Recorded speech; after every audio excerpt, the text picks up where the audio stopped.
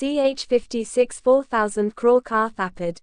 Rudra ki bodhigada kopahale shahai instraxansa malva yahi karana taki Rajiva Malhotra isa pure Horsinger area mem entry la paida. Malhotra का secretary Aarav गाड़ी से उतर करके उनके लिए गेट खोलते हैं। दूसरी तरफ का दरवाजा खोल करके आकृति बाहर निकलती है। राजीव मल्होत्रा सब एक इशारा आरव की तरफ करते हैं और उनके पीछे मौजूद गाड़ी में से 6 बॉडीगार्ड्स बाहर निकलते हैं और एक टेम्पररी प्रेस कॉन्फ्रेंस के लिए सेटअप रेडी करते हैं। इसके साथ आरव उसे हाउसिंग एरिया की सीडीओ की तरफ बढ़ता है। Taki vaha azana ora rosani ko nice bula sake lekina azase pahale ki vaha upara ya patakatika ki vara instructor ki gay de bodagada pahara de rehi hotheim use roka dete. Exacuja mi sara sabase pahale apa mujaya panakoi identifixana dikai.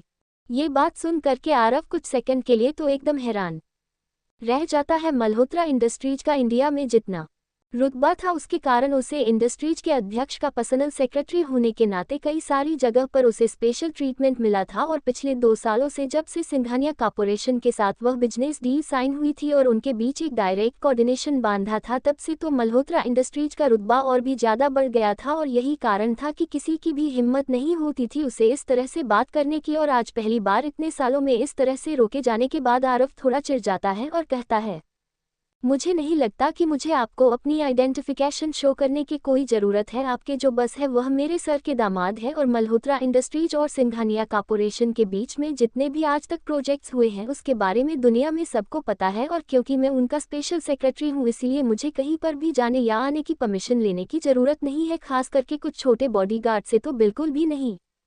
ये सुनकर कि वह दोनों bodyguard से एक दूसरे की तरफ देखते हैं, अचानक से पहले वाले बॉडीगार्ड के कान में जो ईयरपीस था उसमें कोई कुछ कहता है, जिसे सुनने के बाद वह दोनों एक दूसरे की तरफ देखते हैं और फिर वह दोनों अपने अपने बैटर निकलते हैं और उन्हें लेकर खड़े हो जाते। और इस बार एकदम सख्त आवाज, आज तक हमने किसी भी न्यूज़ मीडिया आउटलेट्स में नहीं पढ़ा कि रुद्र सर की शादी किसी भी मल्होत्रा की फैमिली मेंबर से हुई है। और जहां तक बात रही आइडेंटिफिकेशन की तो वह तो आपको दिखाना ही होगा, नहीं तो चले जाए यहाँ से। ये देख करके आरव अपने दांत पीसने लगता है और आगे कुछ कहने वाला होता है, कितने में आकृति वहां पर आ जाती है और कहती है, आरव तुम रहने दो, मैं जाकर उन दोनों को बुला लूंगी।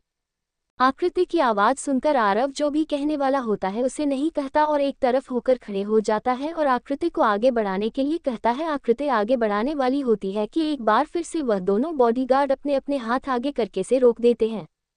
इस समय कई सारे मीडिया आउटलेट्स वाले ये सारी चीज़ देख रहे होते हैं, इनमें कई तो एंटरटेनमेंट इंडस्ट्रीज के न्यूज़ रिपोर्टर्स भी होते हैं। आकृति की फ़ैन फॉलोइंग कितनी अच्छी होती है और उसने अभी पिछले साल ही न्यू कमर अवार्ड जीता होता है और हाल ही में उसने रुद्र के लिए अपनी फीलिंग्स जो ओपनली एडमिट की होती है। उसके बाद रुद्रा के सुबह वाले इंटरव्यू की वजह से कई सारे लोग जानना चाहते हैं कि आखिर इन दोनों के रिलेशनशिप की सच्चाई क्या है। और जब राजीव मल्होत्रा ने ओपनली इनविटेशन दिया तो फिर इतना अच्छा मौका हाथ से कोई जाने थोड़ी ना देखा। वैसे भी जितने लोग मीडिया में काम करते हो ना, अच्छे से पता होता है कि कौन सी न्यूज़ ज़्यादा जल्दी रफ्तार पकड़ती है और किस न्यूज़ को ट्रैवल करने में टाइम लगता है। इस तरह की कोई जितनी जल्दी हो सके उतनी जल्दी से पब्लिश कर देना चाहिए, बिना किसी प्रॉपर अरेंजमेंट के भी। वह लोग अपने कैमरा निकाल करके सामने हो रही चीज़ों को रिकॉर्ड कर रहे होते हैं और फोटो क्लिक कर रहे होते हैं। दूसरी तरफ आकृति जिसने ये सब अरेंज करवाया होता है ताकि आज जो धमाका होने वाला है उसके बारे में सारी दुनिया को पता चल सके। इस समय थोड़ी फर्स्ट सी जाती है। अभी अभी हुई आरव के साथ वाली बात उसने अच्छे से सुनी होती है और उसे पता होता है कि पक्का ये सारे इंस्ट्रक्शंस डायरेक्टली रुद्र के रूम से ही आ रहे हैं।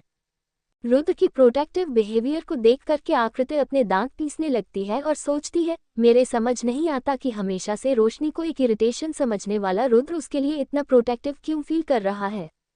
अंदर से आकृति चाहे जो भी कुछ सोच रही हो लेकिन बाहर से वह कुछ भी नहीं दिखाए उसके दिमाग में क्या चल रहा है। वह तुरंत अपने बोल हल्के से पीछे करती है और अपना सर हल्के से झुककर सामने खड़े बॉडीगार्ड को देखते हुए हल्की आवाज में कहती है, ठीक है फिर, अब अगर इतना सब होने के बाद भी वह मुझे पहचाना नहीं चाहते थे, इट्स टोटली ओके।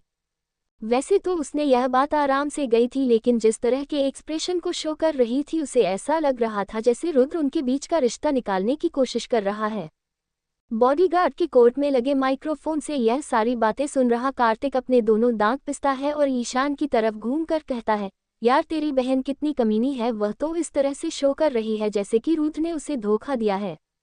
ये सुनकर कि सोफे पर बैठा ईशान अपना सिर्फ पीछे करते हुए कार्तिक की तरफ घिन भरी नजरों से देखकर कहता है, मेरी माँ उसकी माँ नहीं है जो मेरी बहन होगी, ऐसे आते जाते किसी से भी रिश्ता बना देते हो तुमने, इसीलिए मैंने तेरे से बात करना बंद कर दिया था। वहीं दूसरी तरफ थोड़ी दूरी पर खड़ा सिद्धार्थ, जिसने अपने हाथ में तब पड़ा होता है जो कि इस समय रुद्र के केबिन में मौजूद मोहित से वीडियो कॉल के थ्रू कनेक्ट रहता है, इन दोनों की बातें सुनकर के अजीब सा चेहरा बनाते हुए सोचने लगता है क्या बात करनी है और क्या बात कर रहे हैं। कभी कभी मेरे समझ नहीं आता कि आखिर इतनी ज़्यादा एडवांस काबक स्किल रखने के बाद भी कार्तिक ऐसी उल्टी क्यों करता है, और यह इंसान इसके ऊपर तो बात करने का मन नहीं करता मेरा। इसके बाद वह इधर उधर घूमकर देखता है और वही सामने मौजूद उसे खिड़की के पास खड़े रुद्र को बाहर देखते हुए देखा है। कार्तिक और ईशान की बातों को इग्नोर करते हुए रुद्र के पास जाता है और उसे देखने लगता है, फिर बड़ी हिम्मत जुटा करके पूछता है, रुद्र मुझे पता है तुम इस समय थोड़ा गुस्से में हो, लेकिन आखिर एग्जैक्टली तुम्हारा प्लान क्या है? आई मीन सिचुएशन तो काफ़ी क्रिटिकल है ना। उसके इतना कहते ही मोहित के हाथ जो कि कंटिन्यूअस कीबोर्ड पर काम कर रहे थे वह रुक जाते हैं और वह भी फुल अटेंशन के साथ रुद्र की बातें सुनने लगता है। जो भी हादसा हुआ था उसमें सबसे ज़्यादा डैमेज तो उसे हुई थी, क्योंकि उसकी एक प्रॉपर्टी पूरी तरह से टूट के कचरा हो चुकी थी और उसकी बॉडी भी आधी टूट ही गई थी, और वह अभी भी ऑफिस में बैठकर काम कर रहा था और रुद्र ने भी उसे स्पेशली वीडियो कॉल पर रखा था ताकि वह जब तक उसको दिया हुआ काम खत्म ना हो तब तक एक सेकंड के लिए सांस लेने की भी हिम्मत ना कर सके।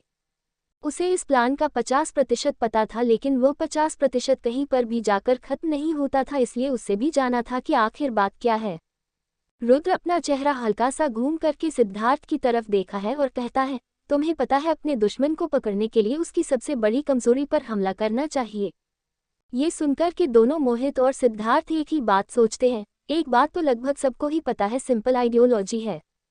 लेकिन फिर रुद्र अपने हाथ उठा करके अपने बालों में फिरता है और कहता है, लेकिन हमें हमेशा एक बात याद रखनी चाहिए कि जिसकी कमजोरी को हम लोग पकड़ रहे हैं क्या वह सच में कमजोरी है? मल्होत्रा को हमेशा लगता था कि मेरी कमजोरी रोशनी और मेरी शादी है या फिर मेरी इंडस्ट्री है, लेकिन डैम।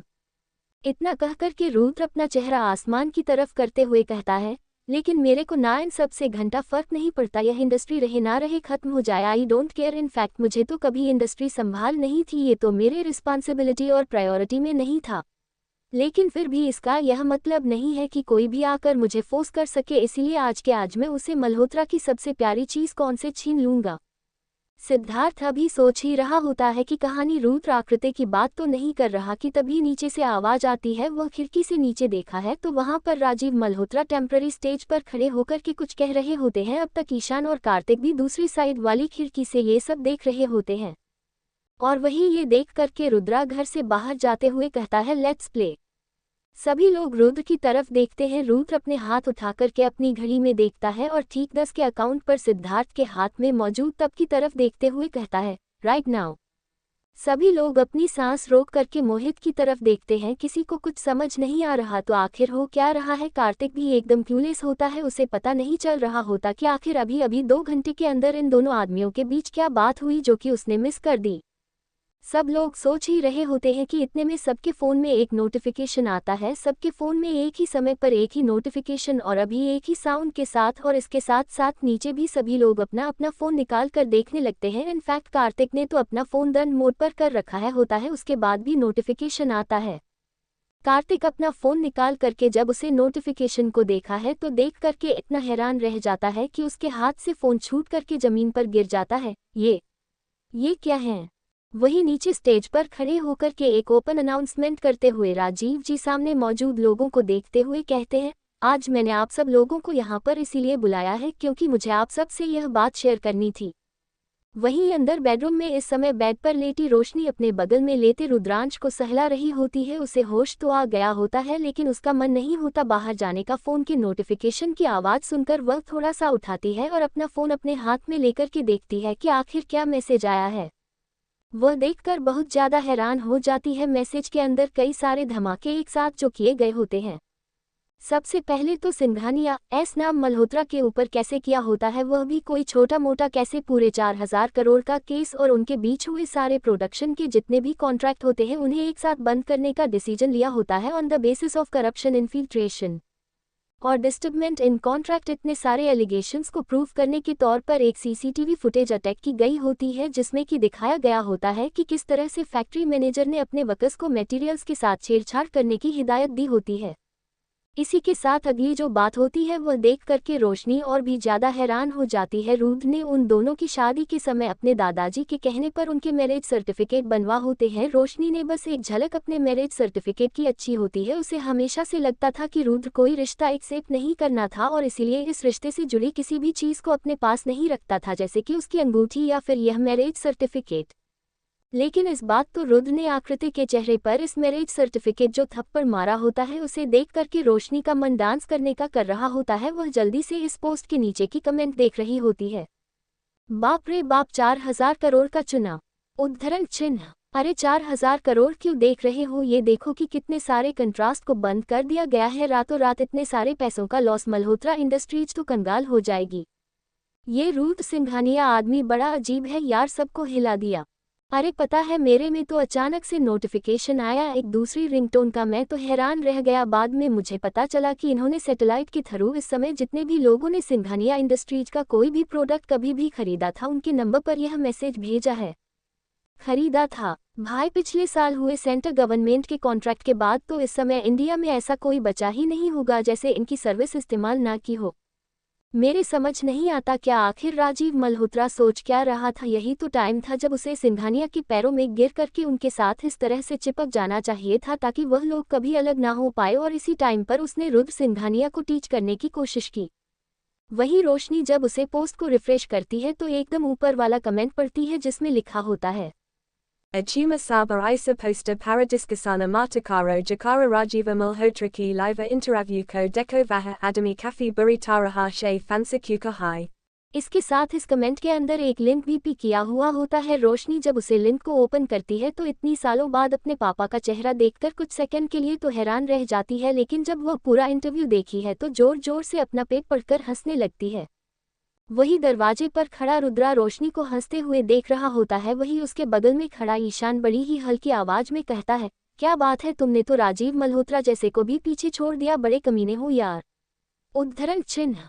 जब वह ऐसा कहता है तो रोज उसकी तरफ एक तिरछी नज़र से देखा है। ईशान हल्का सा हंसते हुए कहता है, और नहीं तो क्या, मैंने पहली बार किसी को 4000 करोड़ का थप्पड़ खाते हुए देखा है, वह भी लीगली। और अगर इतनी सारी इन्वेस्टमेंट को और कॉन्ट्रैक्ट को मिला ले तो कोई मिला जुला के 18,000 करोड़ का धक्का मारा है तुमने। Yaha Bata Suna Karak Roja Rakana Fira Hawka Sa Dusari Tarafa Dukata Hai Ora Azana Ki Tarafa Dekit Hokahata Hai, Baka Gay Tuma Jo Tumher Papani Vaha Interavu Tima Parada Dia Nahim to Isa Dakakara Sara Tumher U Parabi Dikata, Sorry Dostan Exams Ki Vaja Shay Time Nahan Mila, Apologies Pensive Face। 57 प्रेत आत्मा की शक्तियाँ। रुद्र ने जब ईशान को उस interview के बारे में याद दिलाया तो ईशान का चेहरा हल्का सा सख्त हो गया। उसके लिए सच में आज से 6-7 साल पहले ये सब में इमेजिन करना नामुमकिन था। इस समय कितनी जल्दी बदलता है ये तो आज हुए हाथ से ही पता चल गया।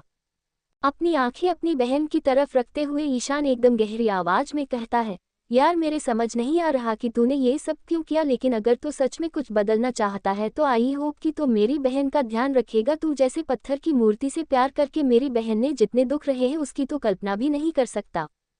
इतना कह करके ईशान रुद्र की तरफ बच्चों जैसे मुंह बनाते हैं और कहता है, वैसे भी अगर यह सब करके तुम सोच रहे हो रुद्र की हमारी दोस्ती पहले जैसी हो जाएगी तो ऐसा भूल जाओ, मैं तुम्हें कभी माफ नहीं करूंगा। ईशान की बच्चों जैसी हरकतें देख करके और रोशनी को मुस्कुराते हुए देख करके रुद्रा गहरी सोच में पड़ जाता है। दूसरी तरफ मल्होत्रा मेंशन के अंदर लिविंग रूम में बैठे बैठे और फ्लावर वास तोड़कर आकृति जोर जोर से रोने लगती है। अपनी बेटी को इस तरह से रोता हुआ देखकर करके मोहिनी अपनी बेटी के कंधे को हल्का सा सहलाती है और कहती है, शांत हो जा बेटा, कब तक रोएगी, पूरा चेहरा लाल हो गया है तेरा, कुछ तो अपना ख्याल कर।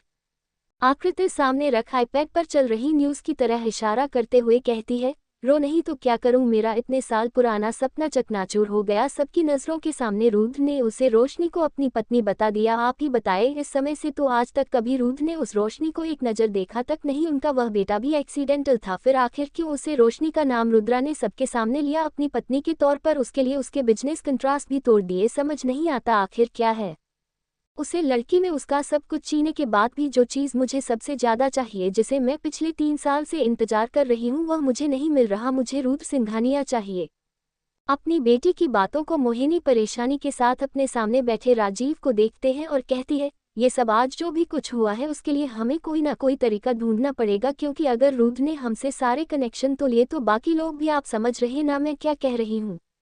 सिंगल सीटर सोफा पर बैठे राजीव मल्होत्रा बीते हुए 3 घंटे के बारे में सोच रहे होते हैं। उन्हें कभी लगा नहीं था कि रुद्र उनकी इतनी सालों की गई प्लानिंग पर पानी फेर देगा हाथ से। कई साल पहले जब रुद्र ने पहली बार इस बिजनेस वर्ल्ड में कदम रखा था और फाइनेंशियल लॉस में डूबती हुई सिंघानिया इंडस्ट्रीज के सबॉर्डिनेट कंपनी को संभालने का बेड़ा उठाया था, तब किसने सोचा था कि सिर्फ 1 साल के अंदर रुद्रा सारी दुनिया को हिला कर रख देगा। उसे भी यकीन नहीं था, इसीलिए वह आकृति की शादी रुद्रा से करने में झिझक रहा था और रुद्र के दादाजी भी रोशनी की शादी उसे करने पर अड़े हुए थे। इसीलिए ना चाहते हुए भी रोशनी और रुद्रा की शादी हो गई। रुद्र, जिसे बिजनेस वर्ल्ड के बारे में ज़्यादा कुछ पता नहीं था, उसने उसे समय मल्होत्रा इंडस्ट्रीज कॉन्ट्रैक्ट साइन करने के लिए कोलेबोरेशन को अपनी मंजूरी दे दी थी। राजीव को रुद्र के ऊपर पूरा कंट्रोल चाहिए था। रोशनी की सुंदरता और उसका रुद्र के लिए पागलपन की सीमा पर खड़ा प्यार एक न एक दिन पत्थर का दिल रखने वाले रुद्र को पिघला ही देगा। ये सोच करके कि अगर रुद्र पर लगाम नहीं लगाई गई तो फिर वह आगे चलकर मुसीबत खड़ी कर सकता है। उसकी कंपनी में मोहिनी के प्लानिंग के हिसाब से 2 एम्प्लॉइज को पैक किया गया था। उसे समय की लॉन्च की गई प्रोडक्ट्स की ब्रांड के अंदर बना रहे नए तरह के स्नैक्स और जूस के अंदर इलीगल केमिकल मिला करके कई सारी प्रोडक्ट्स को लॉन्च किया गया था। क्योंकि यह प्रोडक्ट ज़्यादा बिका नहीं, इसीलिए मामला तो ठंडा हो गया, लेकिन उसे चीज़ की एविडेंस अभी भी राजीव के हाथों में थी। Jasaka istamala karak yusan rudra kopikale 3 sala she rosani she jura rahaneke lai forsakiya ta use majaburakiya ta taki vaharazana ki koi helper na kara sake malhotra industria ko klemakarati vector ora rudra ko bia panabijanesa nai navali patni bani rosani she jada pyarata। उसने कभी नहीं सोचा था कि 3 सालों के बीच Rudra America में रहकर भी इंडियन फाइनेंशियल चैन पर इतनी अच्छी तरह से कब्जा कर लेगा। उसके साथ प्रोजेक्ट करके मल्होत्रा इंडस्ट्रीज को भी काफ़ी ज़्यादा फायदा हुआ था। उसने सोच रखा था कि जब रुद्र वापस आएगा तब वह उसे फोर्स करके आकृति से शादी करने पर मजबूर कर देगा, लेकिन जैसा उसने सोचा उसका बिल्कुल उल्टा हो गया। रुद्र वापस आ गया और रोशनी प्रेग्नेंट हो गई और एक्सीडेंट के बाद भी वह बच गई और उसका बच्चा हुआ। इतने सालों से की गई परफेक्ट प्लानिंग का क्या फ़ायदा हुआ? आज उसने प्रेस कॉन्फ्रेंस की सबके सामने रोशनी और ईशान को परमानेंटली परिवार और कंपनी से निकालने का फैसला किया और आकृति को इतनी बड़ी कंपनी का सोल ओनर बनाया। लेकिन इससे पहले कि उसका इंटरव्यू खत्म हो, पता सबके फ़ोन में वह मैसेज आ गए, वीडियो फुटेज, एविडेंस सब एक साथ। उसकी कही गई बात एकदम बेकार हो गई, क्योंकि अब अपने आप को मल्होत्रा इंडस्ट्री तो खुद स्टेबल नहीं कर पा रही, तो फिर एक खोखली कंपनी के मालकिन बनकर भी आकृति क्या ही कर लेगी। इसके साथ साथ रुद्रा ने सबके सामने रोशनी को अपनी पत्नी मान ही लिया है, तो अब वह जाकर भी कुछ नहीं कर सकता। कंटिन्यूअस आकृति के रोने को सुन करके राजीव सामने रख कॉफी टेबल पर कस के मारते हैं और आकृति को एक तिरछी नज़र से देखते हुए कहते हैं, शांत हो जाओ, तुम्हें दिखाई नहीं देता कि हम लोग इस समय कितनी बड़ी प्रॉब्लम में फंसे हैं। अगर कंपनी टेबल नहीं होती है तो जो इतने ऐसे आराम से तुम दोनों रह रही हो उसे तो तुम भूल ही जाओ, फिर से इस चौल में जाकर रहना है क्या? उद्धरण चिन्ह। इतना कहकर के राजीव अपनी जगह से उठकर के अपने कमरे की तरफ चले जाते हैं। सोफे पर बैठे बैठे अब तक अपने पापा की बातों से डर चुकी आकृति घूम करके अपनी माँ की तरफ देखती और कहती है, माँ कहीं सच में हमें वापस? उसे बीच में ही ठोकते हुए मोहिनी एकदम गहरी नज़रों के साथ कहती है, चिंता मत करो, तुम बस अपनी माँ पर भरोसा रखो, ऐसा मैं बिल्कुल होने नहीं दूंगी। आज से कई साल पहले वह औरत मुझसे लड़ी थी, लेकिन आज देखो। इतना का करके मोहिनी अपने पैरों से जमीन पर थपथपाते हुए कहती है, 6 फीट जमीन के नीचे गड़ी हुई है। अब क्योंकि उसके बच्चों ने मेरी बेटी से टक्कर लेने के बारे में सोचा है तो फिर वह दोनों कैसे बच सकते हैं? शरीर का एक एक खून कतरा निकाल दूंगी, मैं छोड़ने वाली नहीं हूँ। उद्धरण चिन्ह। वही मल्होत्रा मेंशन से 20 किलोमीटर दूर टूटे फूटे अपार्टमेंट में रुद्र के रिनोवेटेड फ्लैट में बेड पर लेटी रोशनी की आंखें बिल्कुल काली हो जाती, मानो जैसे उसने मोहिनी की बातें सुन ली हो। उसके हाथों में मौजूद वह अंगूठी चमकने लगती है और इसके साथ उसकी स्क्रीन का रंग लगभग ट्रांसपेरेंट हो जाता है और एक अजीब से मुस्कान के साथ रोशनी लगभग 10 लोगों की आवाज़ में मानो एक साथ कह रही हो, मेरे खून का कतरा निकालोगी? मैं वह हूँ जिसकी रगों में खून नहीं नफरत बहती है, जिसका कोई शेर नहीं है, जो जिंदा ही नहीं है, तो तुम मुझे क्या मरोगी? हाँ, अगर तुमने किसी और को छूने की कोशिश भी की तो मैं दिखाऊंगी तुम्हें कि प्रेत आत्मा की शक्तियाँ क्या होती है। च 58 लाल मिट्टी का शैतान। सिंघानिया मेंशन के अंदर स्टडी रूम में अपने सामने बैठे अपने पोते को गौर से देख रहे हैं रुद्रा के दादाजी गुस्से से चिल्लाते हुए कहती है, तूने मुझे पहले क्यों नहीं बताया उस राजीव के किए गए कांड के बारे में? अगर मुझे पहले पता होता ना तो मैं उसी दिन उसके घर जाकर उसे छठी का दूध दिया दिल देता। अपने दादाजी को हमेशा की तरह गुस्से से उछलता हुआ देख करके रुद्र को कभी कभी समझ नहीं आता है कि क्या हो गई है उसकी जिंदगी। उसके पास पहले से ही एक बेटा है, उसके बाद भी उसे अपने 2 नालायक भाई बहनों और लगभग 70 साल की उम्र वाले दादाजी को बेबी सीट करना पड़ता है। अपने दादाजी को समझने की कोशिश करते हुए रुद्र इससे पहले कि कुछ कह पाता उसके दादाजी से बीच में ही टोकते हुए कहते हैं, खैर अब उसे बारे में छोड़ो, ये बताओ मेरा परपोता कैसा है और कब घर वापस आने वाली है मेरी पोता बहू। दादाजी की बातें सुनकर के रुद्र अपनी आंखें छोटी करते हुए उनकी तरफ देखा और कहता है, आपको नहीं पता। अपनी चोरी पकड़े जाने पर रुद्र के दादाजी इधर उधर देखते हैं और फिर एकदम धीमी आवाज में कहते हैं, तो फिर मैं क्या करूं, तुम ही बताओ। तुमने पिछले 3 सालों में रोशनी को इतना ज्यादा परेशान किया कि आखिर तुमसे इतना प्यार करने वाली रोशनी भी तुम्हें तलाक देने पर मजबूर हो गई। बेटा उसका एक्सीडेंट हो गया था, तेरा बेटा हुआ था, फिर भी तो उससे मिलने नहीं आया। इतना कह करके एक गहरी सांस लेकर के रुद्रा के दादाजी उसे देखते हैं और कहते हैं, बेटा माना कि मैं ये कह रहा तो रोशनी के साथ बिल्कुल गलत कर रहा है, लेकिन इन सब चीजों से पहले ना चाहते हुए भी अपने पोते के बारे में ही सोचता हूँ। इतने सालों बाद आज तक तूने ही इस परिवार को संभाल के रखा है, तेरे बड़े भाई से तो मुझे कभी उम्मीदें रही ही नहीं। इतने सालों तक अकेले रहने के बाद तू अपनी जिंदगी में एक ऐसी लड़की को डिजर्व करता है जो कि तुझसे बेइंतहा मोहब्बत करे। मुझे पता है तो उससे प्यार नहीं करता, लेकिन कोशिश तो कर सकता है ना। अपने लिए, अपने बेटे के लिए। एक बच्चे की जिंदगी में माँ या फिर आपके न होने का क्या असर पड़ता है ये तुझे बेहतर और कोई नहीं समझता। चाहे जो भी हो जाए, रोशनी तुझे डिवोर्स नहीं दे पाएगी, यह मैं तय कर दूंगा, पर उसे अपने पास कैसे रोकता है ये तुझे सोचना होगा। अपने दादाजी की बातों को सो करके रुद्र सच में पड़ जाता है। पिछले कई दिनों से जो वह देख रहा था उसे इस बात का एहसास था कि भले ही पिछले 3 सालों में जो भी कुछ हुआ उसमें सारी गलती उसकी नहीं थी, लेकिन फिर भी इन सब चीजों में सबसे ज्यादा मासूम रोशनी को कितना कुछ सहना पड़ा। मैं सब कुछ ठीक करने की पूरी कोशिश करूंगा। जहां एक तरफ रख रही है सब सो रहा था, वही उसे फिर से सोता हुआ देख करके रुद्र के दादाजी उसके सर पर टिपली मारते हुए कहते हैं, अब यहाँ से उठो और चलते बनो, जाओ जाकर मेरे पर पोते का ध्यान रखो। अगर रोशनी को थोड़ी सी भी तकलीफ हुई तो मैं तुम्हें छोड़ने वाला नहीं हूँ।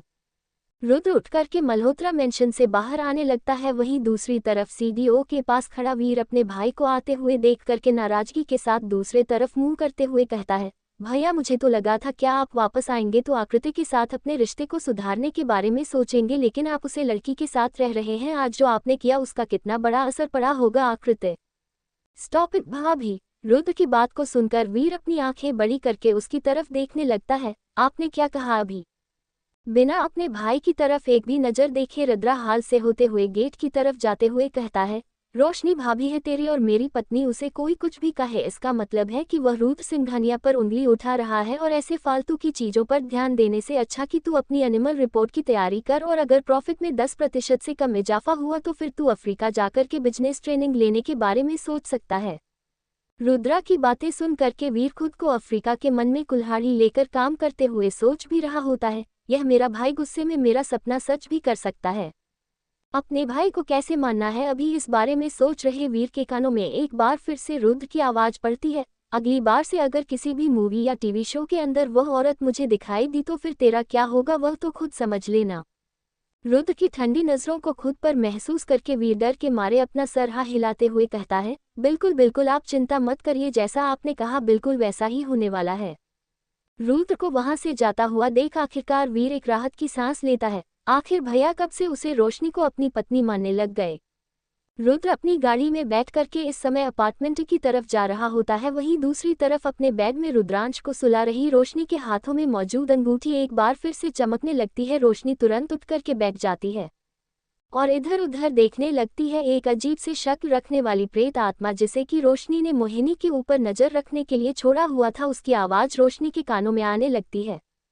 रोशनी ध्यान लगती है और देखते ही देखते हैं उसकी आंखों की चमक गायब हो जाती है। रुद्रांश से दूर होकर रोशनी कमरे के बिल्कुल बीचों बीच जाकर के एक अजीब सी मुद्रा में बैठ जाती है। थोड़ी देर ध्यान लगाने के साथ उसके सामने मौजूद धुंध अचानक से गायब होने लगती है और उस समय अपनी आंखें खोल करके सामने ड्रेसिंग टेबल वाले मिरर पर देखी है तो बिल्कुल हैरान रह जाती है। एक छोटी सी पहाड़ी जैसे किसी जगह पर मौजूद एक कब्र के अंदर काफी तेज हलचल हो रही होती है। इस समय उसे कब्र के सामने एक लाल तेल का दिया अपने हाथों में लेकर खड़ा एक आदमी उसे दिखाई दे रहा होता है और देखते ही देखते एक जोरदार हवा के झोंके के साथ वह दिया बुझ जाता है और उसे कब्र की हलचल इतनी ज्यादा तेज हो जाती है कि ऊपर रखा पत्थर अपने आप हवा में उड़ने लगता है, टुकड़ों में टूट जाता है।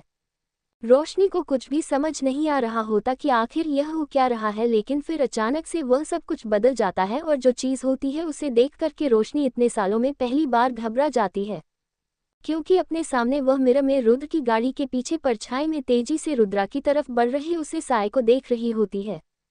मोहिनी ने रुद्र पर हमला किया, वह भी उन काली शक्तियों का इस्तेमाल करके जिनका पृथ्वी पर आना वर्जित है। उसने लाल मिट्टी के शैतान को जगा दिया। आखिर कौन है जो इस मोहिनी की मदद कर रहा है? मुझे रुद्र को बचना ही होगा, मैं मेरे रुद्र को कुछ होने नहीं दे सकती। इतना कहकर रोशनी रुद्रांश को उठाती है और अपने भाई ईशान को थमाते हुए वहां से चल देती है। अपनी बहन को इतनी परेशानी के साथ जाता हुआ देख करके ईशान उसे पीछे से रुकते हुए कहता है, अरे क्या हुआ, तुझे कहाँ जा रही है? मैं भी आता हूँ, रुक। पर उसे सिर्फ रोशनी की आवाज़ ही सुनाई देती है, मैं रुद्र के पास जा रही हूँ, आप रुद्रांश का ध्यान रखिएगा। क्या रोशनी रुद्र को बचा पाएगी लाल मिट्टी के शैतान से? 54 ताकतवर लाल शैतान। दिल्ली की सड़कों पर इस समय सन्नाटा सा छाया हुआ था। रात के इस समय 1 ही बज रहे थे, फिर भी सड़कों पर ज्यादा लोग दिखाई नहीं दे रहे थे। अपनी स्कूटी पर बैठे बैठे इन सब चीजों को देख रही रोशनी एक झलक आसमान की तरफ देखती है। अजीब सी रंग के काले घने बादल चंद्रमा को कुछ यूं इस तरह से घिरे हुए थे मानो किसी की उम्मीद की किरण को भर के रखा हो। रोशनी को इस समय रुद्र की बहुत ज्यादा चिंता हो रही थी, क्योंकि वह रुद्र को अच्छी तरह से जानत थी। ऐसी सिचुएशंस को फेस करने के लिए वह कभी तैयार नहीं होगा। इन सब चीजों के बीचों बच्चों से वह काल भैरव मंदिर भी याद आ रहा था, जहां पर वह हमेशा अपने आत्मा की मुक्ति के लिए जाया करती थी। सच कहूं तो उसे मुक्ति का रास्ता भी सिर्फ इसलिए मिला था क्योंकि वह सिंघानिया परिवार के मुखिया रुद्र सिंघानिया की पत्नी थी। काल भैरव मंदिर जो जंगल में था उसे भी पंचमहाभूतों के असीम शक्तियों के साथ और लगातार 300 दिन तक चलने वाले रुद्र मंत्र जाप से बनाया गया था। ऐसा माना जाता कि रुद्र के दादाजी की मां एक तांत्रिक थी और इसीलिए जब भी कोई ऐसा संकट आया करता था जिसका अस्तित्व इस दुनिया से कई गुना ज्यादा बड़ा हो, तो फिर सिंघानिया परिवार के लोग उसे संकट से बच जाया करते थे। लेकिन ये सब पहले था उसके साथ जो एक्सीडेंट हुआ, और इतनी समय से जो होते आ रहा था उसके बाद उसे अंदाजा लग गया था कि कहीं ना कहीं भगवान काल भैरव की कृपा वाला जो कंठ घर में स्थापित किया गया था उस पर रोक लगाई गई है। रुद्रा के ऊपर मैंने उसे अदृश्य ऊर्जा को देखा था। इस आदमी के अंदर कुछ तो ऐसा है जो आसपास मौजूद नेगेटिव एनर्जी इसकी तरफ जल्दी अट्रैक्ट होती है, तभी तो इतने समय से मेरे साथ रहने के बाद भी इसे कुछ नहीं हुआ। रुद्राक्ष के साथ भी ऐसा ही है। मुझे जल्द से जल्द रुद्र के पास पहुंचना होगा, लेकिन कैसे? फिर कुछ सोचकर रोशनी तुरंत अपना फोन निकलती है और किसी को कॉल करती है। दूसरी तरफ सीसाइड अपार्टमेंट में कार्तिक इस समय आराम से सो रहा होता है, तभी अचानक से कमरे में फोन बजने लगता है। नींद में ही अपने हाथ को आगे बढ़ा करके वेबसाइट टेबल से अपना फोन उठाकर कान पर लगाकर कहता है, हेलो, रात के 3 बजे क्यों परेशान कर रहे हो? गुड नाइट, सो जाओ। फोन वापस रखकर कार्तिक सोने वाला होता है कि फिर फोन बजने लगता है। बार बार डिस्टर्ब होने के कारण कार्तिक उतर बैठ जाता है और अपना फोन उठा करके सामने कॉल कर रहे इंसान को कुछ बोलने ही वाला होता है कि ये तो मेरा फोन है ही नहीं, मेरा फोन तो स्विच ऑफ, फिर कहाँ से बजा? इधर उधर देखकर उसकी नज़र उसके ही रूम में जमीन पर सो रहे मोहित को देखता है, जिसने अपने कानों में ईयर प्लग लगा के रखा होता है और उसका फोन कब से बजे जा रहा होता है। ये गधा 1 हफ्ते से मेरा अपार्टमेंट में सो रहा है और इतनी बार मना करने के बाद भी आधी रात को मेरे रूम में आ जाता है इसकी तो। अरे रुको, मैं अपना फ़ोन क्यों फेंका? रुक, तुझे अभी बताता हूँ। अभी अभी मजे से सपने देख रहे हैं। मोहित के चेहरे पर अचानक से जोरदार तकिया का वार होता है और फिर लगातार एक साथ उसके मुंह पर 3-4 तक की गिर जाते हैं, या फिर यूं कहूँ तो फेंक जाते हैं। ऑक्सीजन की सप्लाई रुकने और चेहरे पर तेज दर्द होने के कारण मोहित उठकर बैठ जाता है और डर के मारे इधर उधर देखने पिछली बार हुए प्रीत आत्मा वाले कांड से वह पहले से ही बहुत डरा हुआ था, इसलिए तो कार्तिक अपार्टमेंट में रह रहा था, यहाँ पर भी कोई आ गया। लेकिन तबीयत के कानों में एक तेज गुस्से से भारी आवाज सुनाई देती है, जिसे सुनकर वह शांत हो जाता है। इधर उधर मत देख गधे, भूतनी नहीं, अपने बगल में रख फोन को उठा। 1 घंटे से बज रहा है वह, और मेरे कमरे से बाहर निकल जा। इतना बड़ा घर है, कोई भी कमरे में रहना भाई, मेरे सर पर क्यों बैठे?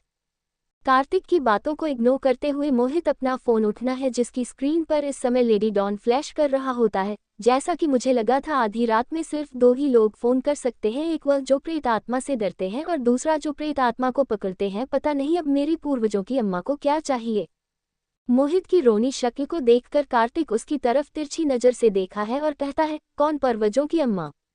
Mohita usaki tarifa dekit yukahata hai, e by tuku parahana pahale maimanasta nai patalo. Manoj, कहीं का पता नहीं कौन से समय में तुझे अपने घर में रखने के लिए हाँ की थी। वही कार्तिक की बातों को सक्सेसफुल इग्नोर करने के बाद मोहित कॉल उठना है। हेलो रोशनी मैम, अपने आधी रात में कॉल करने का कष्ट क्यों किया? वही रुद्र की चिंता के कारण रोशनी को ऐसा लग रहा मान वो रोड पर उड़कर उसके पास बस किसी तरह से पहुंच जाए। इसीलिए जब मोहित ने कॉल उठा लिया था तब मैं तुझसे नफरत करती हूँ, उसके साथ मजबूरी में हूँ, ऐसे डायलॉग मारने वाली रोशनी घबराई हुई आवाज में कहती है। मोहित मुझे ट्रैक करके बताओ इस समय रुद्र कहाँ पर है, जल्दी।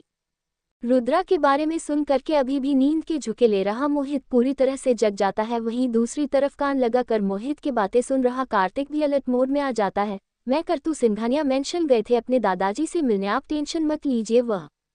लेकिन मोहित को बीच में रुकते हुए रोशनी कहती है, अरे मोहित, मैंने फोन करके पूछा है, वहां पर मुझे पता चला कि रुद्र अपनी बॉडीगार्ड की टीम को लेकर ही नहीं गया है, यहाँ तक के बिना किसी को बताएं वहां से वह 4 घंटे पहले निकला था। सिंघानिया मेंशन से हमारे अपार्टमेंट की दूरी सिर्फ 1 घंटा है। रुद्र को मैंने कितनी कॉल किया, वह कॉल भी नहीं उठा रहे हैं। रोशनी की बातें सुनकर मोहित को भी टेंशन होने लगी थी। वही कार्तिक भी काम कमरे से बाहर जाकर के दूसरे फोन की मदद से एक बार क्रॉस चेक करने के लिए इंटेलिजेंस डिपार्टमेंट के हेड को कॉल करता है। इधर रुद्र की चिंता तो मोहित को भी थी, लेकिन वह रोशनी को टेंशन में नहीं डालना चाहता था, इसीलिए संभालते हुए कहता है, मैं आप टेंशन मत लीजिए, कुछ काम होगा इसीलिए सर बीच रास्ते में रुक गए होंगे, ड्राइव कर रहे होंगे इसीलिए कॉल नहीं उठा रहे होंगे, आपको तो पता ही है किस तरह से रहते हैं सर। मोहित की बातें सुनकर के रोशनी और भी ज्यादा घबरा जाती और कहती है, मुझे तुम्हें ये सब डीप में बताने की जरूरत नहीं है क्योंकि तुमने ये सब खुद झेला है, तो तुम ही बताओ मोहित, अगर कोई इंसान होता तो मुझे क्या रुद्रा के लिए इतनी ज्यादा टेंशन होती? अरे इंसानों के लिए तो रुद्र खुद ही एक शैतान है, लेकिन इस बार मुसीबत दूसरे रेलम की है। रोशनी की बात सुनकर अब तक शांति से रुद्र की चिंता कर रहा मोहित का दिमाग पूरी तरह से हिल जाता है। उसके बाद में कपकपी दौड़ने लगते हैं। अभी कुछ ही समय पहले तो इतना बड़ा एक्सपीरियंस मिलने के बाद फर्स्ट क्लास की सीट के साथ अस्पताल में बुकिंग कराई थी उसने अपनी, इसीलिए इन सब चीज़ों से वह डर भी गया था और उसे पूरा विश्वास भी हो गया था। घबराहट के मारे मोहित से कुछ बोला भी नहीं जा रहा था, लेकिन रोशनी अगली बात सुन करके वह तुरंत अपने आप को कंबल से लपेट लेता है। और मोहित, मैं जितना पता किया है और जितना मुझे लगता है किया और कोई नहीं, पक्का लाल मिट्टी का शैतानी है, इसीलिए रुद्रा को ट्रैक करो और तुरंत मुझे इन्फॉर्मेशन भेजो। रोशनी की बात सुनकर के रुद्र को उसे लाल मिट्टी के शैतान से बचाने के लिए लड़खड़ाते कदमों के साथ मोहित डरते डरते स्टडी की तरफ जाता है और अंदर जाकर के अपना लैपटॉप निकाल करके सीधा लिविंग रूम में जहां कार्तिक खड़ा करके बात कर रहा होता है वहां पर भागता है और एक कोने में बैठकर के काम करने लगता है। आज की रात में कार्तिक से गोली की तरह चिपकने वाला हूं, भगवान बस रुद्र को बचा लेना। काफी टाइम तक सर्च करने के बाद भी जब कुछ पता नहीं चलता तो मोहित खुद को सैटेलाइट से कनेक्ट करता है और रुद्र को ट्रैक करने की कोशिश करता है। थोड़ी ही देर में उसे पता चल जाता है कि रुद्रा कहाँ पर है, लेकिन इससे पहले कि वह लोकेशन सेंड कर पाता एरर के साथ उसके लैपटॉप की स्क्रीन ब्लर हो जाती है और वह लैपटॉप अपने आप बंद हो जाता है। लगता है कोई डिफरेंट रेडिएशन की वजह से ये सब हुआ है, कहीं रुद्र सच में उसे लाल शैतान के कब्जे में तो नहीं है।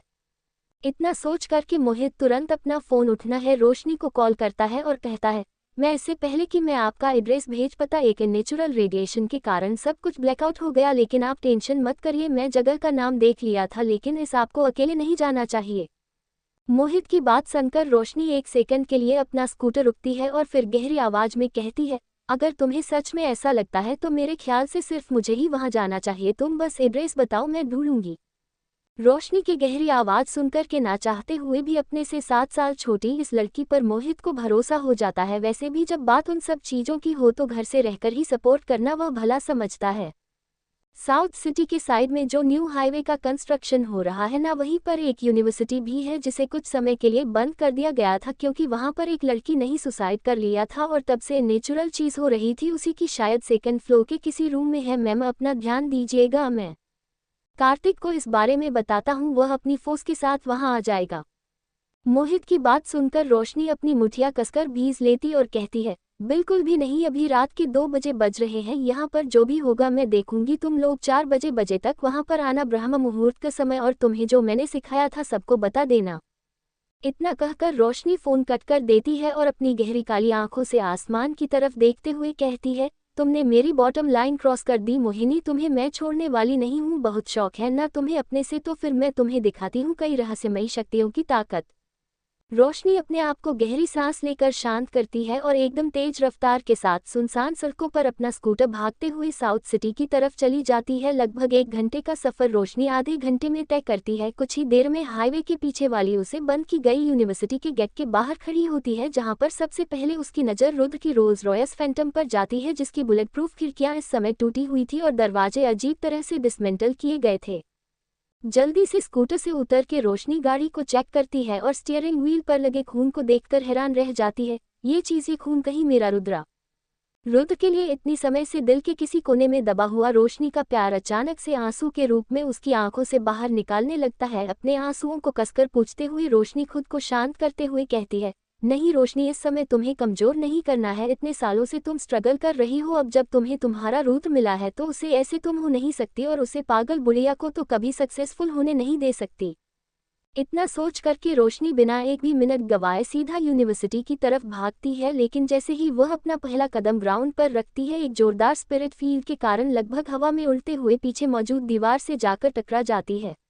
एक लाल धूंध इस समय पूरे ग्राउंड को घेर कर रखती है और कुछ ही देर में देखते ही देखते एक दबी हुई डरावनी आवाज रोशनी के कानों तक पहुंचती है, चली जा, वह मेरा है। तो क्या रोशनी इस नई शक्ति से लड़ पाएगी या फिर हमेशा के लिए खो देगी अपने प्यार को? उद्धरण चिन्ह च60 इंसान की अस्थियों से बनी गुड़िया। रोशनी, जिसके मन और दिलो दिमाग पर सिर्फ इस समय रुद्र छाया हुआ था, उसने कभी सपने में भी नहीं सोचा था कि इतनी ताकतवर शक्ति से उसे लड़ना पड़ेगा। बड़ी मुश्किल से खुद को संभालते हुए किसी तरह से रोशनी एक बार फिर से खड़ी होती है अपने सामने उस यूनिवर्सिटी पर छाए उसे लाल कोरे को देख करके अपने शरीर में पीठ पर उठे तेज दर्द को गहरी सांस लेकर काम करने की कोशिश करती है। उसके हाथों में मौजूद उसे अंगूठी का हीरा अचानक से बिल्कुल उसे कोहरे की कुछ सोच करके रोशनी अपने कदम पीछे लेने लगती है और उसे यूनिवर्सिटी के गेट से 18 कदम पीछे हो जाती है। जैसे ही वह 18 कदम के साथ पीछे होती है, उसकी अंगूठी तेजी से लाल रोशनी के साथ चमकने लगती है और एक 18 साल की लड़की की आत्मा उसके अंगूठी से बाहर निकलती है।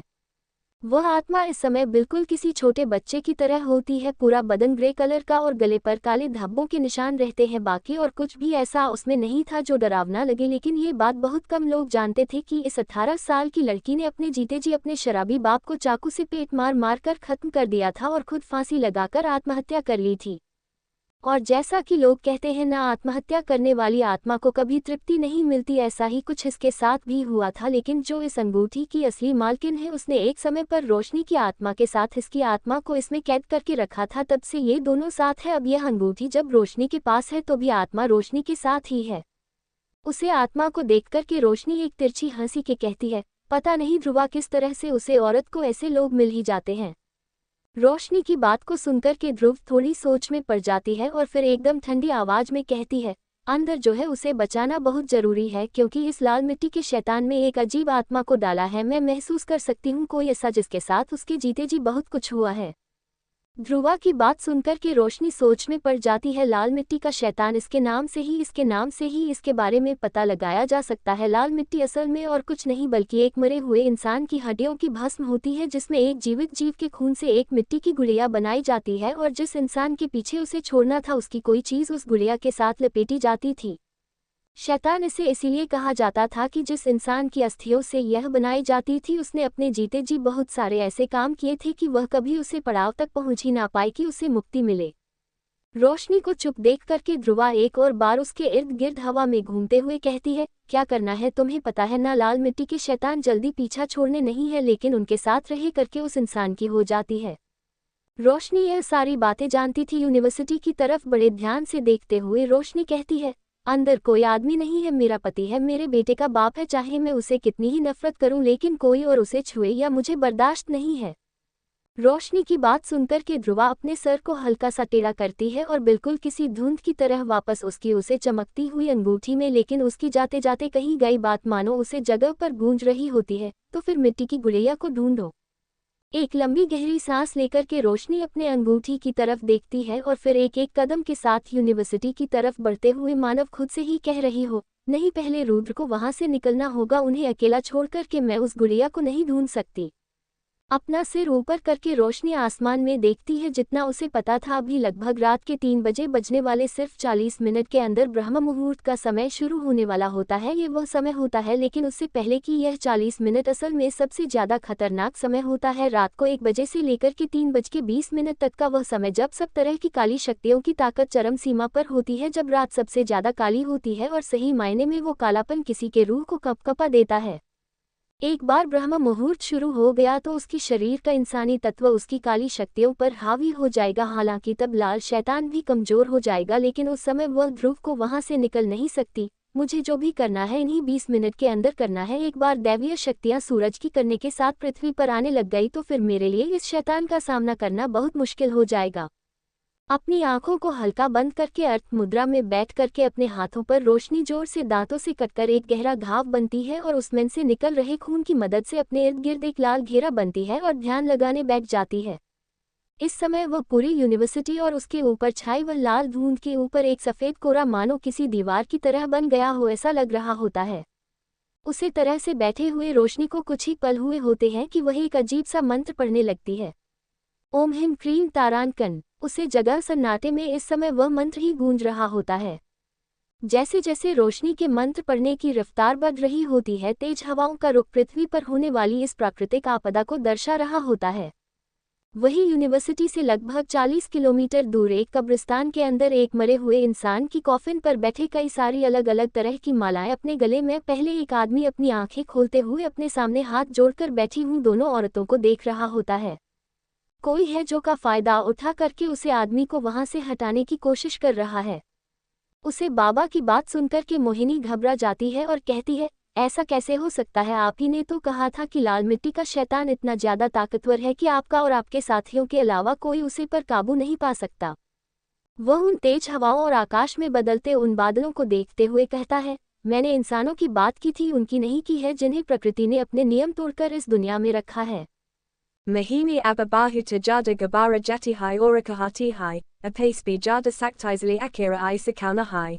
वह आदमी उसे कब्र के ऊपर खड़े होते हुए कहता है, मुझे नहीं पता, लेकिन फिलहाल उसे गुड़िया को छुपाने की जिम्मेदारी तुम्हारी है। तुम्हें चिंता करने की कोई ज़रूरत नहीं है। जब तक वह गुड़िया हमारे पास, तब तक इस दुनिया में वह आदमी कहीं पर भी हो, लौटकर उसे वही आना पड़ेगा। वही आकृति जो किसी तरह से ये सब समझने की कोशिश कर रही थी, बस मन ही मन यही मान रही थी कि रुद्र ठीक हो। क्या रोशनी रुद्र को सैफ अली वहां से निकाल लेगी और उसे लाल मिट्टी की गुड़िया को हासिल कर लेगी? आखिर मोहिनी ने उस गुड़िया को छुपाया कहाँ?